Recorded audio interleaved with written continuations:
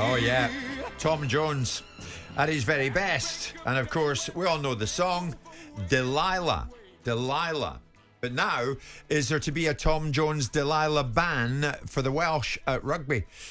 Is this a knee-jerk reaction to the union sexism crisis, Simon, or is it the right start for cultural change? Let me put a bit more meat in the bones to this. The WRU will not ban the song, they're saying, from being sung by fans, and they won't try and stop fans from singing it if they want to sing it. But they now will no longer play it over the tannoy at the Principality, nor allow choirs to sing it as part of the pre-match ritual in Cardiff. Now, it comes, of course, as there's turmoil within the Welsh Union. Steve Phillips resigned as chief executive of the WRU on Sunday. In a documentary, the WRU was alleged, according to first-hand testimony, to be toxic, misogynist, and in one instance, racist. And the union has faced criticism for being slow in embracing women's rugby. So big change, and Delilah, if you don't mind, is off the song list. Now, should it be? Should it be? Here's a proud Welshman. He played 87 times for his country. He's a proud British and Irish Lion, and he's Shane Williams, MBE. Shane, good morning. Welcome. Good morning, buddy. You okay? I'm good. Shane, thanks so much for joining myself and Simon. What is your take on this, Shane? Because no doubt you probably grew up with this song in the background. Yeah, I definitely grew up with the song.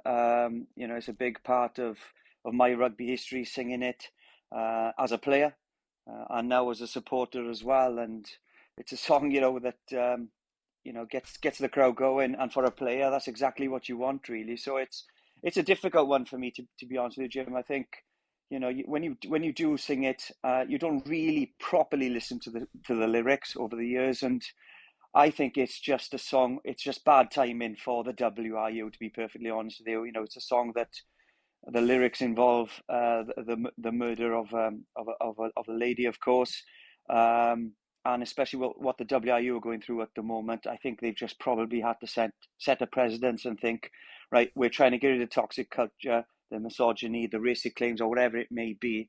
And if they didn't do it, I believe they felt that this would have come back and bitten them again at some point. But it's a difficult one because, I believe on Saturday as well that even if it isn't played by the choir or if it isn't played on the tannoids, there will still be Welsh fans there that will try and get this song going as well, because it's a huge part of their culture as well, growing up. Well, that's right. I mean, it's not going to be sung by the male voice choir before Saturday's match against Ireland, nor any game in the future. And you went into what it involves, Shane. I mean, we all know the song, of course, and about a man's wife or a man's woman, Delilah, seeing another man. She stood there laughing. I felt the knife in my hand, and she laughed no more. So at the moment, Shane, the Welsh Union thinks, no. Whilst we are in this pressure pot of being accused of being toxic, misogynist, racist, we've got to do something, and we'll start with this. That's where this has come from, Shane, isn't it?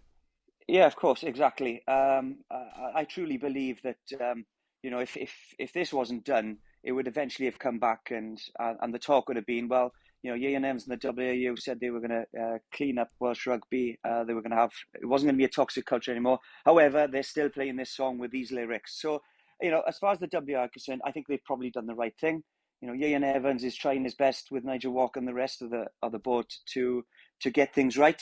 They want to make sure that the Welsh public behind them. And of course, this is a starting point. And they've almost had to do it, I believe. They're in a very tough position.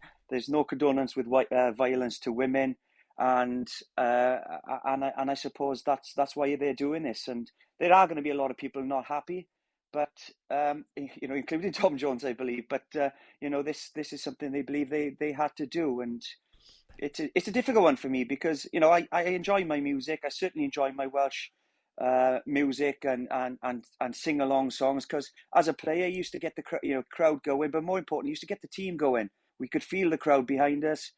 We knew that they were there to help us win the match, and I have good memories of this song plus other Welsh songs as well. So it's a very difficult one for me, really. Shane, you've articulated yourself very well. Stay with us for a moment. Here's Simon. I mean, Simon, it's because of the timing, isn't it? It's pathetic. But the Welsh Rugby Union is under pressure to do something. And this is what they choose to do.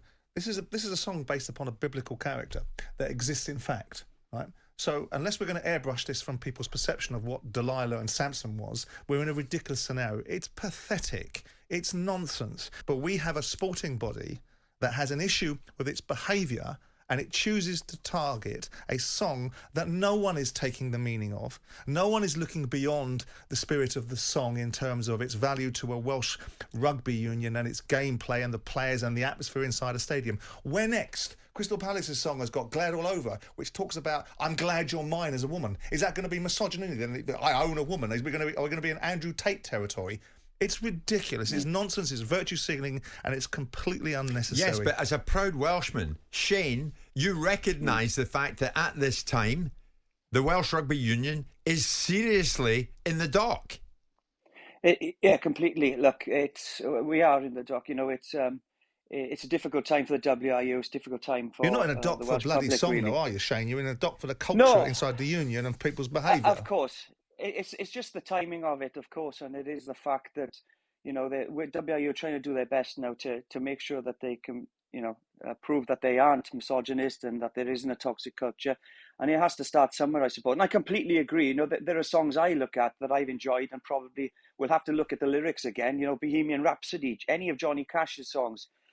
You know, and we can go on and on and on in the cancel culture society. And yeah, of course, and I do get that as well. And where does it stop? But I think it's just at the moment the WRU are in such a difficult position that they're going to do whatever it takes to get themselves back on track and make sure that you know, they get rid of this culture that has cost them over the last few months or few years. Really, what they'll do is they'll enshrine in the hearts and minds of fans the ridiculousness of it, and you'll get a rapturous return from the fans who like this song, and they'll carry on singing. I think it's absolutely ridiculous, Jim. I can assure you on Saturday that there will be people singing this now.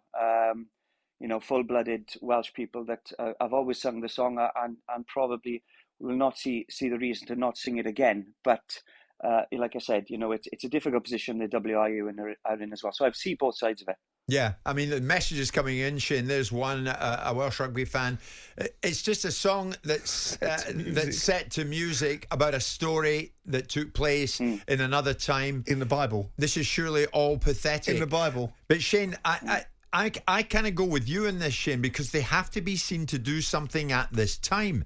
If whoever takes over, Simon, as a chief executive of the WRU, and at some time in the future, he's put right on the spot, why do you allow the singing of Delilah in the Principality with the lyric, I felt a knife in my hand and she laughed no more? Why do you still allow that? All of a sudden he's back to the wall again. I think they'd be more inclined to ask him why he hasn't delivered a culture inside the RFU that has combated the challenges. Okay, so you've delivered all that, you've got rid of all the misogyny and all the alleged racism, whatever else that's there, right? But you kept with this song. I think people would be more focused on the fact that what he actually did was deal with the culture and the issues and the challenges. When we're talking about people that are in a culture and an environment where they've contemplated suicide because of the nature of the environment that they're in, it isn't because of a bleeding song sung about 6 times a year. I think it's absolutely ridiculous and indicative of a society that's going in a certain way. In general, Shane, in general, and I know I'm putting you in the spot a bit with this, but I know you and I know you'll answer it. Has the WRU got a serious job in its hands in terms of cleaning its act up? Without doubt. You know, it's been a difficult few years for Welsh rugby, and we always seem to be in some kind of crisis. It's usually on the field, to be perfectly honest with you, but I think, the WRU are in a very difficult position now. You know, I was very close to Steve Phillips, who's a good friend of mine, so I knew how tough it was for him and the board. Ian Evans is a good man. You know, he will do whatever it takes to try and get, you know, this culture out the way and get the WRU back on its feet again. But yeah, it's a very tough time for everyone in Wales at the moment, and you know, I think they're doing whatever it takes to try and get back on track. So, difficult position to be in. It's probably not a good idea, Shane, this weekend to be seen singing along to Delilah, as and when it comes along, because no doubt the camera would pan in on you, my friend, with all the caps that you got for the Welsh. Yep. Well, the difficult thing is being in the Principality Stadium when people start singing. It's very infectious, but yeah, look, it's I certainly will be keeping tabs on that, and I'll be concentrating on the rugby anyway. So let's hope it's a good game as well. Quite right. Shane, thank you so much for joining us. I much appreciate your time.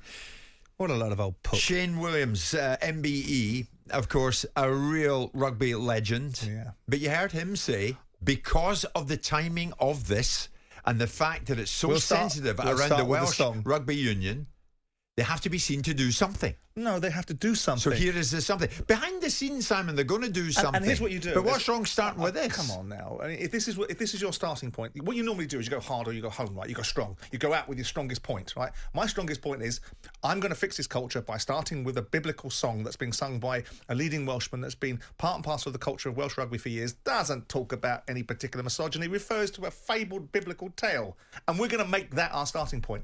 You're buggered, Welsh rugby, if that's the leadership you've got. Many messages coming in. This Mark is one of them. Morning, guys. Banning the song is ridiculous. There'll be thousands of songs potentially being banned after this. Let's take a look at patriotic songs that people can manipulate to suit. It's pathetic. Many people sign with you, Simon, saying, no, this isn't the way to do it. Right. But when well, you think you're right. But when the Welsh are in the dock and they've got to do something, is this something? Is this a starting point? Because all they're saying at the weekend is this. The WRU will not ban the song Delilah from being sung by fans or try to stop fans singing it, but they'll no longer play it over the loudspeakers at the Principality, nor will they allow choirs to sing it as part of the pre-match routines in Cardiff. Censored. Is that the right road to go down? Jim White and Simon Jordan. Monday to Friday mornings from 10 on AM, on DAB, via the talkSPORT app and on your smart speaker. talkSPORT.